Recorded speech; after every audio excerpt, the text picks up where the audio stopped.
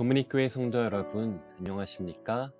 8월 15일 월요일 새벽 기도에 참여하신 여러분을 진심으로 환영합니다.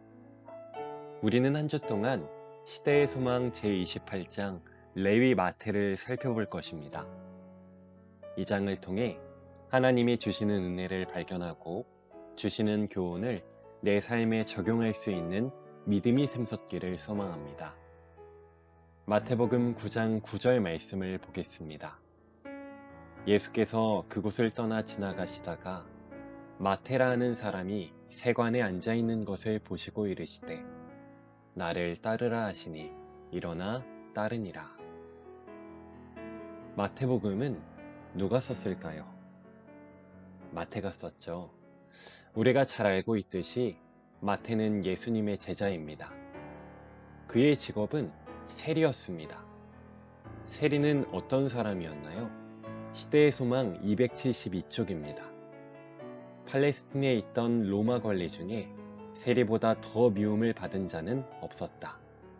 외세에 의하여 세금이 부과되고 있다는 사실은 그들의 독립이 떠나갔다는 것을 생각나게 하는 것이었으므로 유대인들을 계속적으로 자극하였다. 세리는 그 당시 돈은 많고 살기는 넉넉했지만 주변 관계는 그렇지 못했습니다.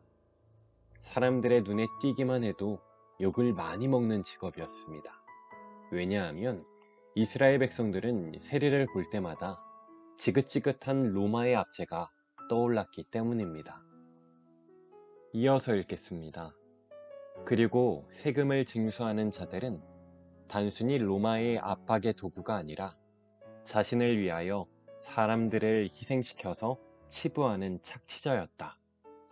로마 사람들의 지배 아래 이 직책을 맡은 유대인은 국가의 명예를 배신하는 자로 여겨졌다. 그는 배신자로서 멸시를 받았고 사회의 가장 비열한 계층으로 분류되었다. 세리는 이스라엘 백성이지만 로마에 소속되어 구석구석 돌아다니며 세금을 거두는 일을 했습니다.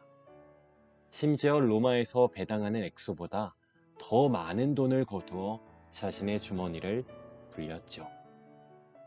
이 때문에 세리는 백성들에게 혐오감을 주는 직업이 되었습니다. 사람들은 인식 속의 세리란 착취자요, 배신자였습니다. 그래서 그들은 멸시받고 가장 비열한 계층으로 분류된 것입니다. 직업만 보면 마태가 이런 부류의 사람이구나 생각할 수 있습니다. 그런데 이런 사람을 예수님께서 제자로 부르셨다는 것입니다. 주님은 왜 이런 사람을 부르셨을까요? 마태에 대해 좀 더 알아보겠습니다. 마태라는 이름은 헬라식 이름이고 레위는 히브리식 이름입니다. 레위 족속이어서 레위 마태가 아니고 이름이 두 개인 것입니다. 그는 비록 세리였지만 평소에 예수님의 가르침에 귀를 기울였습니다. 마태는 진리를 받아들이기 위해 마음의 문을 열고 있었습니다. 시대의 소망은 다음과 같이 설명합니다. 바리새인들은 마태를 그의 직업에 따라 판단하였으나 예수께서는 이 사람이 마음이 진리를 받아들이기 위해 열려있는 것을 아셨다. 마태는 구주의 가르침에 귀를 기울였다. 자각시키는 하나님의 영이 그의 죄악됨을 드러냈을 때에 그는 그리스도에게 도움을 구하기를 갈망하였다. 그러나 그는 랍비들의 배척에 익숙해져 있었으므로 이 크신 교사께서 자기를 주목해 보시리라고는 생각조차 하지 않았다. 마태는 말씀을 통해서 자신의 죄를 깨닫고 예수 그리스도에게 자기 삶의 문제를 가지고 상의도 하고 도움을 구하고 싶었습니다. 하지만 그렇게 훌륭한 분이 자기같이 비열한 죄인을 돌아보고 관심을 가질 것이라고는 차마 상상도 할 수 없었습니다. 그래서 마음만 있었을 뿐이지 근처에 접근하지 못했습니다. 더군다나 마태는 여러 유대 사회의 바리새인들과 랍비들로부터 천대받고 멸시받는 일에 숙달되어 있었습니다. 그럼에도 불구하고 마태가 예수님의 부름을 받을 수 있었던 이유는 그에게 하나님의 말씀을 들을 수 있는 겸손한 마음과 귀가 있었기 때문입니다. 이 하나님의 말씀을 겸손하게 받아들일 수 있다고 하는 것은 굉장한 축복입니다. 어떤 사람들은 올바르고 도덕적인 사람처럼 보이지만 하나님의 말씀을 듣는 데는 깨달음이 더디고 잘 알아듣지 못하고 마음에 닿지 않는 사람이 있습니다.